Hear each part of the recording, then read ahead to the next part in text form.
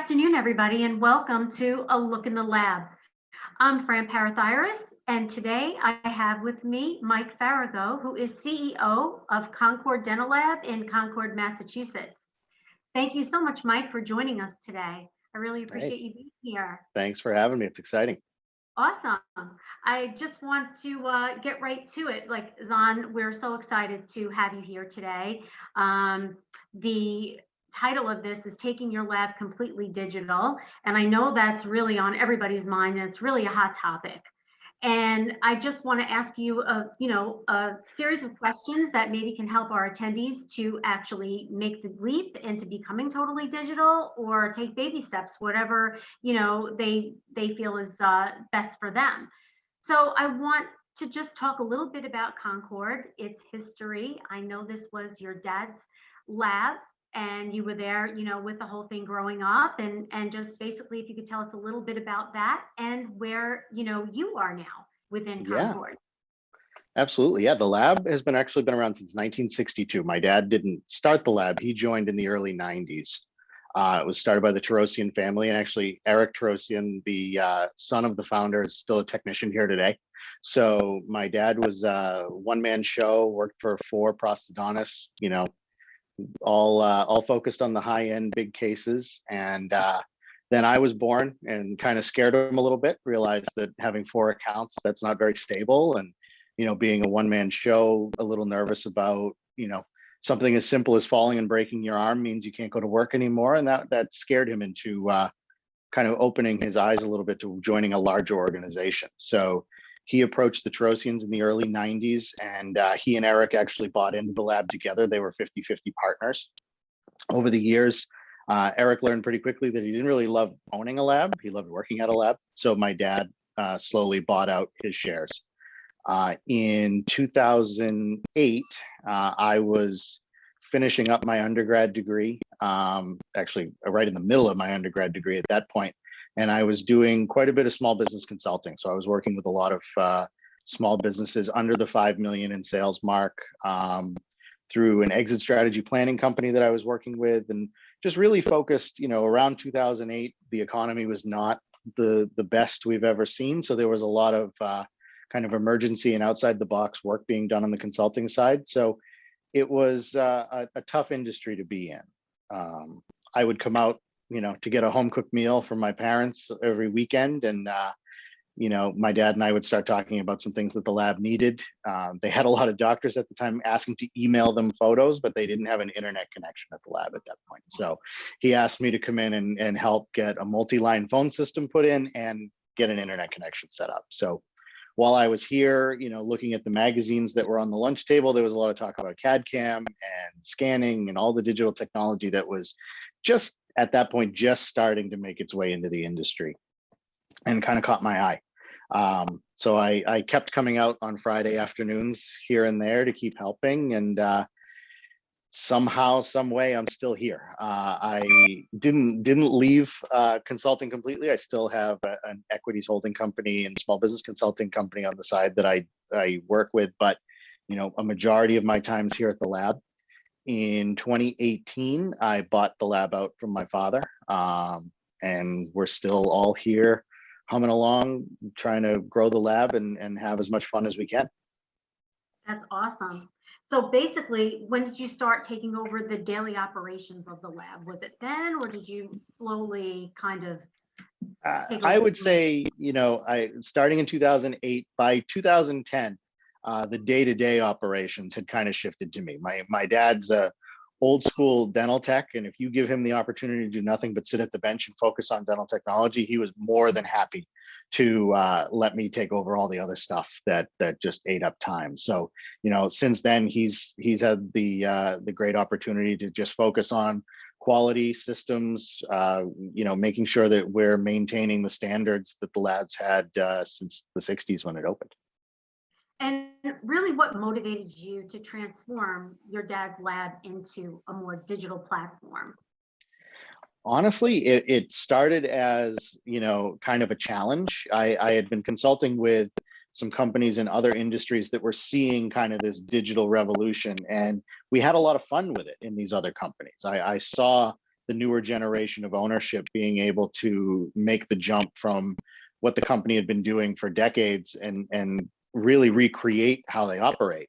So seeing an opportunity for that, you know, in an industry and in a company that my dad had worked so hard to, you know, foster and grow, and it was kind of a challenge to say, okay, what can we do with this? And my dad had told me since I was born, stay as far away from dental technology as possible. He didn't want me to be in the lab, and you know, it was kind of you know, just one of those situations where everything lined up too well, and it seemed like too great of a timing and opportunity to not make the jump. So now at the lab, what processes are completely digital that you have right now? Yeah, so we essentially have the full gamut of digital setup. So we have 3Shape scanners in place. We have Roland mills, both wet and dry, in place. We are set up to receive intraoral scans from pretty much every major scanning company, and then a few of them that, you know, we had never heard of until a doctor called and say, "Hey, I just got this scanner." You know, so beyond that, we've got 3D printing. We've got the P30 from Straumann. We've got some Colzer Sarah printers in here, and it seems like every day we're looking at what's going to be next. So we've kind of evolved to the point where all of your major operation areas that you see in more of a production-based lab have been shifted digital. Awesome. So as far as challenges go, Mm. were there many going from a traditional kind of platform to a digital platform? And if there were there any challenges that you had with your staff and with your dad being still very much part of your laboratory? Absolutely. You know, it's never seamless. You know, you can plan and plan and plan all you want, but there's always going to be something that you miss. You know, the challenge on the team side here at the laboratory was that usual fear that everyone had. You know, is this machine here to replace me, or are we bringing in technology so that I'm not needed anymore? So it really just took a lot of time to explain the buy-in and make sure that they understand that this is just a tool to help. In dealing with my dad, obviously, you know, the conversation was more a financial one.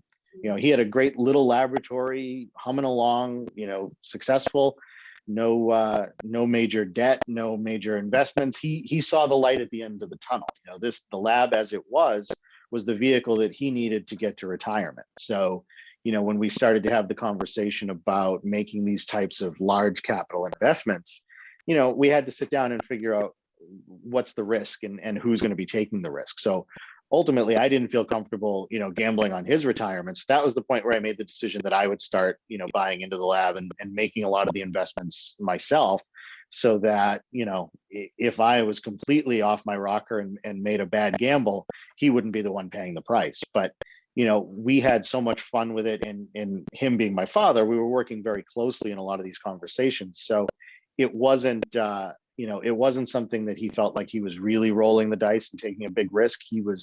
I think he was more doing the fatherly thing and being worried about me more than anything else. He knew that the lab was going to be able to make teeth no matter what happened, and he'd be able to make that work. But this was a big gamble. You know, he remembered setting up his lab in my grandparents' basement when he was in lab school, and he was able to essentially build himself an entire laboratory for under $1,000.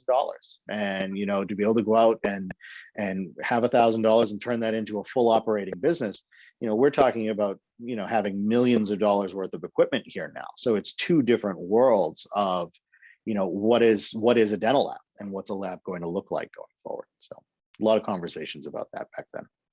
You know, I'm so happy that you're bringing all of this up, Mike, because there are so many people that are probably listening right now saying, wow, this is a big gamble.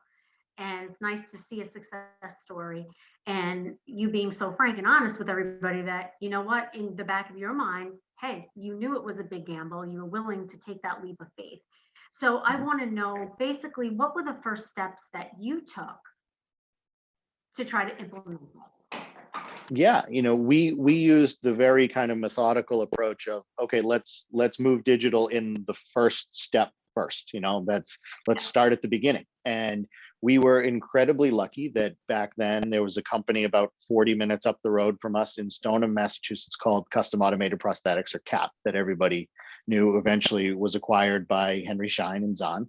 But we had that logistical advantage that I was able to get in the car and go there and say, okay, show me a 3Shape scanner. Walk me through how this piece of equipment gets integrated into a laboratory. And that's where we started. So we brought in a scanner and we were scanning and outsourcing zirconia copings to larger labs in the area, so they would handle the milling. We weren't even doing design at that point. So at the beginning, we just scanned the model, sent it out, and waited for the zirconia to come back. Then we moved into designing our own. And then from there, we very rapidly hit the numbers where it made sense, because we were a relatively, we weren't a small laboratory. It was my father, Eric, and three, part-time / full-time technicians. So the volume was there to support this technology. So we relatively quickly got into the size where it made sense to bring in our first roll and mill and get milling. And zirconia was ramping up at that time, that we didn't really have to push this product to our clients because the market was pushing zirconia to dentists. So that's how we made the transition. And then once we were into milling, 3D printing came a lot later. That was, that's a more recent jump for us. But, from there, it was adding multiple 3Shape scanners, adding multiple design seats. Now we've got, I think we have 4 dry rolling mills and a wet mill. So the family of technology expanded kind of off that original foundation. And what about training, Mike? Did you find that you had to find, training for your employees? And yeah, again, at that point, we were very lucky to have CAP so close by. And, the business model is very similar to what exists today, where, they sold us the technology and they backed up the training. What was helpful at that time is, going from a fully analog laboratory to a digital laboratory, is we had team members who were used to coming in every day and waxing units by hand. So taking a waxer and transitioning them to be trained as a digital designer was not a very difficult jump. As long as they were comfortable with the machine, they were able to learn that relatively quickly. So there was a lot of training involved, but there was a very clear path on how to make the transition from what they were doing on a day-to-day basis to where we were trying to go. And how were they? Were they excited to learn this? Were they like, this is great? Or, it was a 50-50. We definitely had some who were, over the moon excited, because this was a way to break up the monotony of what they had been doing for so long. They were excited about the advancements, the changes. And then we had a few people over the course of over those years when we were moving digital, we'd hire more people and we'd bring in folks that were more used to the analog process. They realized very quickly that, either they were far enough into their career in dental technology or close enough to the end, getting to retirement, that it just wasn't worth it to them to learn this new language and learn the new processes. So we definitely had some folks that made the decision that it wasn't for them. And, that's hard. It's hard as a business owner to, you want to show up every day and create an environment where everybody feels like there's something for them. But, in a major transition like we were undertaking, the future of the lab was very clearly dictated to be digital. So if digital was the thing that you weren't interested in, then there really wasn't a seat for you. And it was not the simplest transition. There were some folks that just didn't make the ride with us. Mm-hmm, mm-hmm. Were there any additional resources that you needed to become successful, or as successful as Concord is now?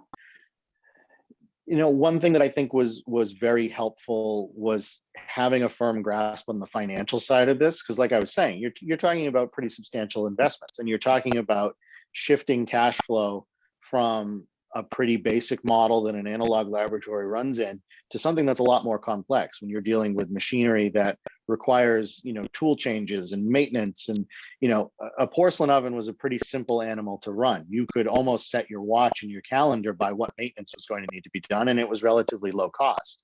Now you're building this environment where, these machines are exactly that. They're complex digital machines, and there's going to be an environment created by that, is demanding. You're going to have machines that go down and need repair and need maintenance, and making sure that you are financially in a position to feel comfortable with that is crucial. I'm not saying you need to have all the money it's going to take to do this in the bank. It was more about having a really honest conversation with both our bankers, our financial relationship folks, as well as getting to understand, how does a capital lease work? How does financing through a company like Zahn or Shine, how does that work? And are there advantages to using someone else's money rather than your own? And how do you balance out that risk? If you're signing on the dotted line to take on a piece of equipment that is a huge financial burden, how do you make sure that you're going to get the return on that thing? And how do you make sure that it's not going to be the anchor that drags the boat under?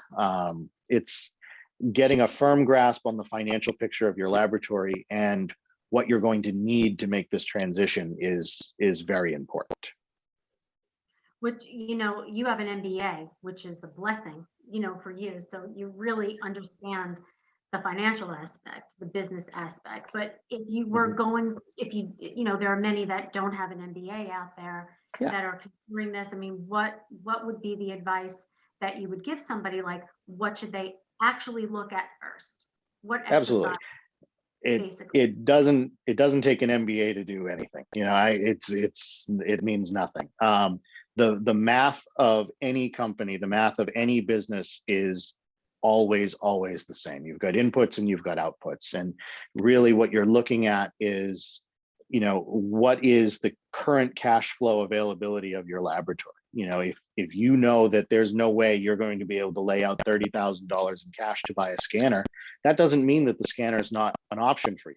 If you can see that clearly the scanner is going to open up revenue streams or products, or take a team member who's now maxed out at their capacity and open capacity so that you can produce more work, all it takes is having an understanding to say, well, what is the monthly cash flow burden? It doesn't mean I'm going to reach in my pocket and hand them $30,000, but I can lease this piece of equipment for $580 a month. Well, let's do some more simple math beyond that. What is it going to take for this machine to free up $580 a month worth of new revenue? And if you move down that corridor slowly, saying, okay, put the big numbers out of your brain. It's irrelevant what the machine is worth. It's more about, what is the machine going to cost on a monthly basis, and what is the machine going to do for you on a monthly basis? If you can't make that math work in your own head, then it's probably for a reason. And it probably means that you're not at the point where it makes sense.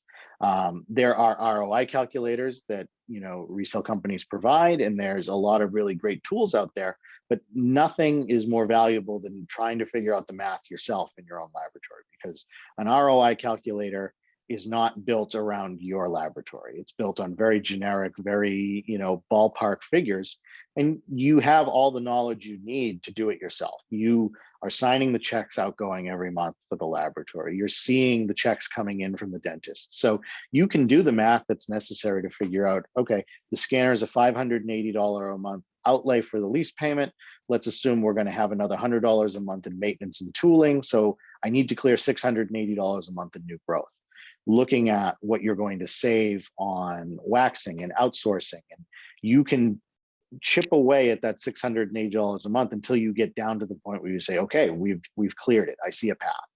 And then beyond that, there's always a small piece of it that's rolling the dice. It's taking the gamble. You can do all the planning you want, but there's going to be some component of this where you are taking a risk to grow your company. You have to decide what your level of risk is comfortable for you. My father decided that having a kid meant that his risk acceptance of having 4 clients was no longer acceptable to him. He needed more security because of his situation. You have to look at your own picture and say, what amount of risk am I willing to take to make this jump? Absolutely. And there are services out there. Henry Schein Financial Services are one of them, through Zahn. I mean, if anybody has any questions, they could always reach out and speak to somebody and be helped through, which is a nice thing. Speaking of dentists, what kind of conversations did you have with your customers about what you were doing? And how were they coming on board, and were there other services then you were able to offer them by Mhm. going digital? Yeah, very early on, like I said, it was right during that zirconia push when Mhm. zirconia was really starting to take over. So a lot of the conversation that we were really trying to have was just making sure that our clients knew, hey, wait a minute, we can do this product now. A lot of them had heard of zirconia and were even sourcing it from other places already. They had found other labs that were already digital. So we were getting their traditional metalwork, full gold crowns, but they had started shifting zirconia elsewhere. So it was more about just kind of waving the flag to let them know that, hey, we've made this jump. We're now in that game. And, we want to help you make that transition in your practice. Beyond that, we really tried to keep it as hush hush as possible. We want to make sure that there isn't this feeling that the Concord Dental Lab that they've gotten to know for all of these decades was somehow changing. And really, we weren't changing. We were just growing, adapting, and getting better. So we were very kind of strategic about how much of what we were doing was put out there publicly. We were happy to bring anyone in that was excited to see it and show it to them and explain it to them, but it wasn't, our goal to say, wow, look at us, we're this new digital thing that we weren't before. We're in a different world now than we were in 2009, 2010. Now people should be shouting their digital transitions from the rooftop because it's a badge of honor in essence to show that you understand your organization and your company, and you care enough about your clients to want to be able to offer them the latest, the greatest, the best, whatever it is that they need in order to service their patients and serve their practices. But back then when we started, it was, one of those things that was kind of a split in the community. There was the zirconia thing's no good, and then the other side said zirconia is the future of dentistry. Now we've made that jump where that's not necessarily the argument anymore. So the conversation with dentists over time really evolved. Now we've built our new facility that, it's essentially designed for our dentists to come here and be a part of the process. They're able to come in and follow one of their cases through the laboratory and go from the design department to the milling department and see, okay, where do we transition out of digital and back into analog again? When that crown is in the hands of a technician for, either pre-center stain or final stain and glaze or layered porcelains, they're able to see how their case bobs and weaves in and out of the digital and analog world. And it's something that we try and get as many of them to see in person as possible. So now marketing, that's something that that could make or break a business, as we know any business. I Yep. just wanted to know basically what kind of marketing strategies did you put into place to drive this new adoption of this digital technology? Yeah, once we got beyond that hurdle of making sure that everyone knew that we could now offer zirconia products, it was about figuring out that knowledge gap that existed in our clients. Are there practices that have no idea what zirconia is or have no idea what role it can play in their practice? So we focused on that level of education and marketing first. Fast forward to where we are today, the internet is essentially doing that work for us. There's no one calls you to ask a question without having already gone on the internet to find the answer themselves. And now they're just letting you kind of back up what they think they already know. So our marketing focus has shifted. And we say it all the time, we don't really feel like we market our laboratory. We are very confident in who we are and how we do it, how we do what we do every day and how we approach our jobs. So Eric, who runs our sales team and is out there talking to new clients all the time, it's more about telling our story. It's more about telling our philosophy and how we approach growth into technology and how we want to partner with the practices as they're growing into technology and how they can learn from our growth experience as they're making this journey themselves. And that's the story that we tell. We work in a relationship-based industry. I have no interest whatsoever in breaking a lab dentist relationship that's been solid for 20 years. If a dentist is happy with the lab that they're using, that's fantastic. I want that doctor to know who we are and what we do and what we specialize in. So if there's something that their existing laboratory maybe isn't interested in doing or not focused on, we can become a part of that conversation. But I'm not out there with a focus of saying, okay, dump whoever it is you've been working with and come work for us. so it's more about storytelling and personal introduction rather than sales. It's sales and marketing is kind of taking a back seat to just letting people know who we are and what we do. Now, when you evaluate bringing in a new technology into, let's say talk about 3D printing, what is like the first thing that you're going to look at when you're doing the evaluation process? Yeah, for me it's the first step is really kind of putting your finger in the air to get a feel for the direction of the wind. The publications in the industry, what the larger players in the industry are doing, are usually indicative of some direction of where things are going. It doesn't mean it's going to go and stay there, but that's kind of where I start. So, when it came to 3D printing, it was becoming more and more of a topic of conversation. So it became really clear that there's something here. This isn't nothing. Then it's making that jump to that in-house ROI calculator, figuring out, okay, what is this machine going to do for us? What are we going to make with it? What's it going to generate financially, and what's it going to cost? And in the 3D printing world, is a great example of talk about having options. I mean, you're looking at, I don't know, 30, 40 really mainstream printers that you have to choose from. So it's doing your homework and saying, all right, where's the service? Where's the support? Where's the installation? And making all of that conversation part of your personal ROI calculation. For me, I like to take it a step further, where once I've solidified that ROI and I've made the purchase and I've made the decision and the machine is in here, I hold that machine to the standard that I kind of set for it pre-purchase.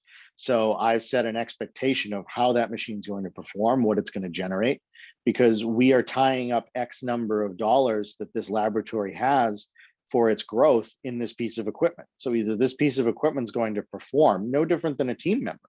If you take someone on and you train them and you trust in them to be a part of the journey going forward, and they don't perform, you're not just going to keep them as part of the team.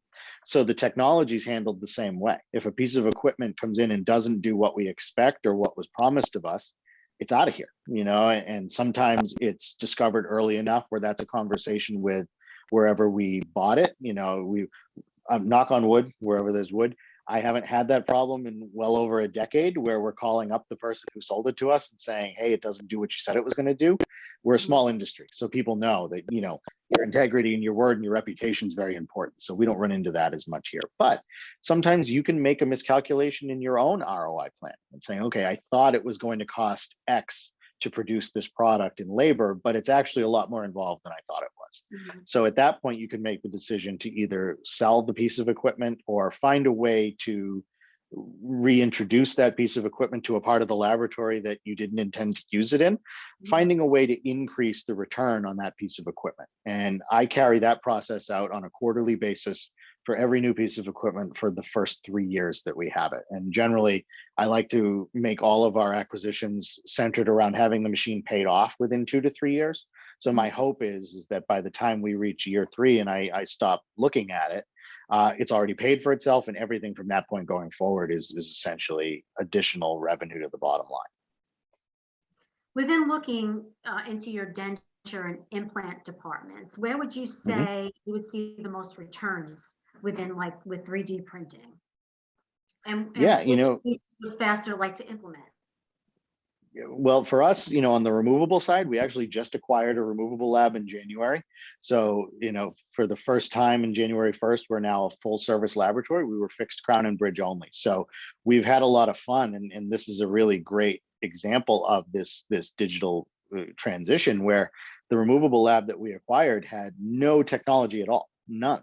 This was a team of 5 technicians that, were using strictly analog processes.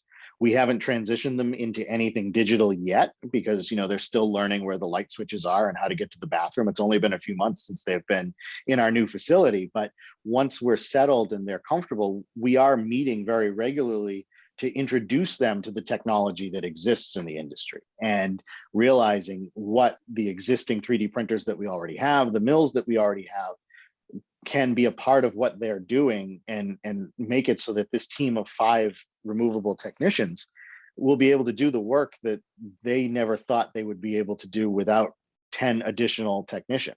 So they're learning in a very compressed time span what we're going to be able to do. So I think the return that we're going to see in the investment space when it comes to removable is going to be substantial. On the implant side, it's a little less obvious. Obviously having the ability to put a scan body in 3Shape scanner, send it out to either be fabricated or design it in-house and send it out to be fabricated is a huge time saver. But it's not something that you really can appreciate the return you're getting from it until you've been doing it for several years and you start to see the growth in your implant department and you realize, wait a minute, we've been able to increase our implant output, 8x, 10x, and we haven't grown the department at all. We have no more people added to the team. This is that same group of people who have gotten more efficient, who have learned how to utilize the technology, and they're generating growth within their department strictly using the digital equipment. And we've seen that recently over the last 2 or 3 years. We were never an implant destination. We never marketed implants. We never talked about implants. We were happy to do any implants that our clients wanted, but we didn't consider ourselves an implant destination. We've seen substantial growth over the last 3 or 4 years in that department. So realizing how lucky we are to have the technology that we have so that was even an option. It's almost an accidental growth. And when you have an accidental growth like that, you want to be able to capitalize on the opportunity that's presented itself. And by having this technology here in the laboratory, we were able to jump right in and roll with the punches. So it's been exciting. That's nice. So digital technology, paid off right there, and you weren't even Absolutely. realizing at the time. So that's fantastic. So how do you structure adding technology to your lab? I mean, do you basically take a look and say, okay, I'm going to do this in a year, or are you going to wait like 2 years? I mean, what do you think is really the best way to do it? Yeah, I mean, back in 2009, 2010, I was making 2, 3, 4 year strategy plans for technology acquisition. I've essentially limited that now to what do I think we're going to want in a year, because the technology is advancing and growing and changing so fast that I don't feel comfortable picking what specific piece of equipment we're going to bring in a year, but I want to get a really firm grasp on what role that piece of equipment is going to fill in a year. So the shift has gone away from the product itself or the machine itself and is more focused on what role needs to be fulfilled here in the laboratory, or what growth opportunity would be valuable here in the lab. And then when we get a year or two out and it's time to make that acquisition, then you can evaluate what's available, what's in the marketplace, what's ready to go. So for example, right now, I know that we will, within the next 12 to 24 months, be probably into full-blown digital dentures, assuming that the technology keeps on the trajectory that it's on and the improvements continue to move in the direction that we're going in. On day one right now, we could take our custom trays and night guards and sports guards, athletic guards, that could all go digital right now.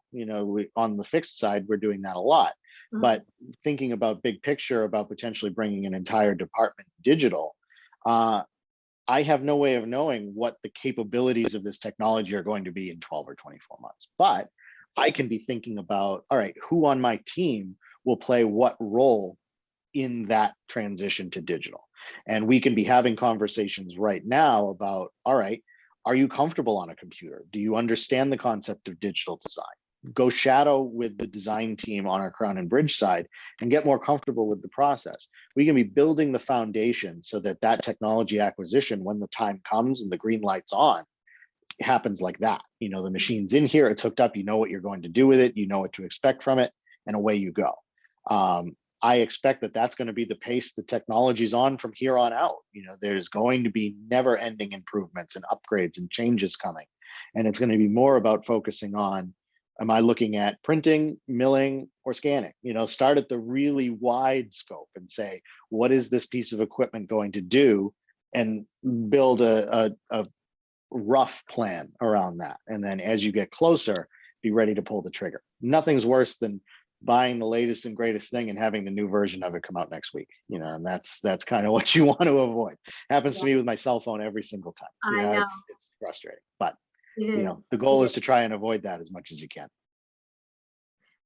So where do you see the industry's acceptance on robotics and AI moving forward? Mhm. I think my vision on it's probably a little bit skewed. Being in the Boston area and being in consulting, a few of my equity partners are actually heavy in the robotics space. So I'm a little bit closer to robotics than, the average person who's in a dental lab on a daily basis. So in my mind, it's here, we're going to use it, it's going to be great. But that's probably not so much the reality of it. You have to look at it as the technology is already here. The larger labs are already using robotics to change pucks out of mills and move product around laboratories. That lower level introduction is already here, and it's no different than in 2006, 2007, when the first labs were bringing in CNC mills. It was here, but that doesn't mean it's changed the industry yet. I think what we're going to see in the trajectory on robotics, kind of splitting them in half. You've got robotics and AI. I think robotics may have the potential to grow much faster in this industry than even AI, which a lot of people probably don't believe. But we're dealing with an industry that has a labor and skill shortage unlike any other industry has seen in a very long time.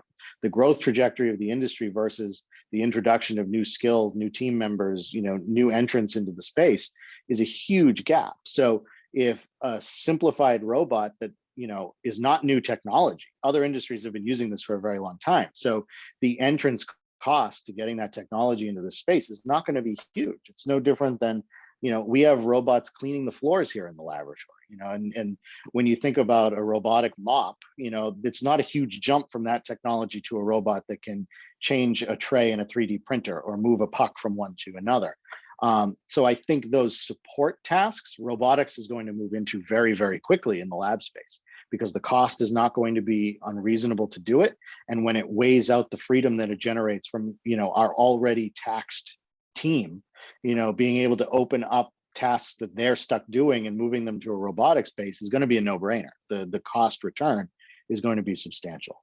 On the AI side, I'm not as closely involved in that. I'm really excited about what I'm seeing in AI, and the move to AI-based, night guard design and simple crown design.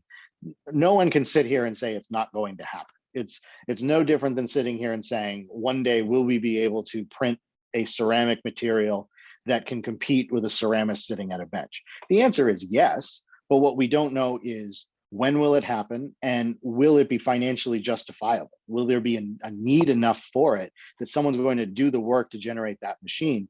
If there's only 9 labs left at the time that technology is available, great, I've got a machine that 9 people want to buy. So until you can, make that potentially a desktop technology that's in dental practices, you have to think about the pace that the industry is going to evolve along with the evolution of that development of technology. And AI is an area that is just mind-blowing to me. It scares me a little bit, actually. But I think any business owner, whether you're in manufacturing like we are, or in human services, or even in the legal and financial sectors, AI is going to play a role in all of our industry, and we can't be afraid of it. As afraid of it as I am, we can't be. And it doesn't mean that you have to say, I'm buying it tomorrow and I'm bringing it in tomorrow, but you at least need to open your mind to being willing to say, I want to learn about it. I want to know what it's doing. And I want to know what role the people who are working closely with it think it's going to play in our space. So that's, AI, I'm going to be scared of it for a long time, but it's definitely coming. It's definitely coming. That's for sure. I do want to just touch on something that's behind you. When we were in the green room, we noticed that TV screen behind you, and that was kind of intriguing to me. So would you kindly let everybody know what that is? Yeah, this is another one of those technology jumps that is still in the training wheels phase. We have this really great young team now, and they were looking at the softwares that we use to manage the laboratories and the software that kind of helps the technicians get through their day. And one day 2 of the techs came up to me and said, I know how to write code a little bit. I think we could put together our own piece of software that would help people communicate and move through their day faster. So, fast forward 6 months, they've written it. All of our technicians are now sitting at their bench with a tablet, and they're able to move through their day sheet. So they were used to coming into a piece of paper that told them, here's 8 hours worth of work. Here's your work for the day. We're not going to add to it. We're not going to take away from it. No one else in the lab is expecting any of this today unless it's been marked special to let you know that. So we've moved that digital. So on their tablet is what they're doing on a daily basis. But what it allows us to do is, like what happens in any manufacturing setting, if I've got, a unit on my day to put into the sintering oven and I drop it and it breaks and it needs to be remilled, instead of having to walk up to the scheduling person or move to a manager, or you take time away from production to go have interrupting someone else to have a conversation, there's a simple button on the tablet that says, hey, this, it knows what department the case was in. So it knows the potential issues that could happen. So if you're sintering, one of the drop-down options is going to be broken unit needs to be remilled. So you select it, it automatically lets the front office know. They make the changes that are necessary to the schedule, get it rescheduled. So the technician just moves on with their day. There's not a lot of issues. At the end of the day, if they just had a bugger of a day and they've got 6 cases that they're not going to get done and they need to report them as carryover, that's done through the tablet as well. So it gives the front office the immediate opportunity to be nimble and agile in rescheduling work. One of the things that makes our lab what we are and what we promise to our doctors is we do not miss appointments. If you give us a reasonable amount of production time, we will have the case there when you requested it. And if you're not giving us a reasonable amount of time, you're going to hear from us the day we receive it to let you know when the correct amount of turn time is going to be for us to have that unit. So to be able to back up that promise as you grow from being, doing 10,000 units a year to 20,000 units a year to when we're in the 50 to 60,000 units a year where we're sitting, you need to have the technology that allows you to back up the promises that you've made. You can't change your laboratory and the philosophy. So this technology allows our team to nimbly make the scheduling adjustments and monitor case problems at the rate that's necessary in a lab like this without having to add 6 or 7 new team members that are non-production, but support staff members walking around, helping move pans, get things done, put out fires. We have the technology to do that now. We're all on our phones all day, every day, whether we like it or we should or not. Bringing that concept and that philosophy that our brains have shifted to be immediately ready to put inputs into a machine is what we've started to integrate into the laboratory. It's not watching YouTube all day, so it's not as exciting, but to be able to say, oh, I ran into this issue with the case, it was entered as the wrong item or whatever it is, being able to push 2 buttons and move on with your day is very valuable to them. So, I really like that. It was something new and different, and I just wanted to thank you for sharing with everybody. Always trying to put something new and different out there and showcase a lab for doing something really cool and different. So that was great. Starting over, if you had to start over, what would you do differently, or would you do anything differently? Oh, absolutely. I would do things differently. I think on 2 fronts, as we were just getting into technology, I let my second guessing and doubt get the better of me. And I didn't move us forward as quickly as the numbers said we should be moving. And it felt too simple. It felt too logical that it made that much sense to move from scanning to designing to milling to printing. So I definitely held us back out of fear.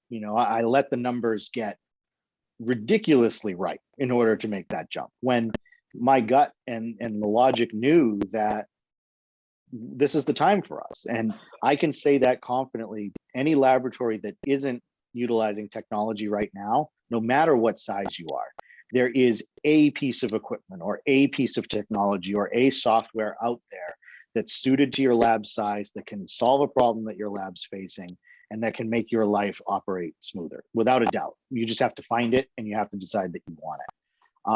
The second area that I wish I could do over was that interaction with the team members that made the decision not to come with us on the digital journey. I, in my mind, pictured a far more digital only environment when having this conversation with them.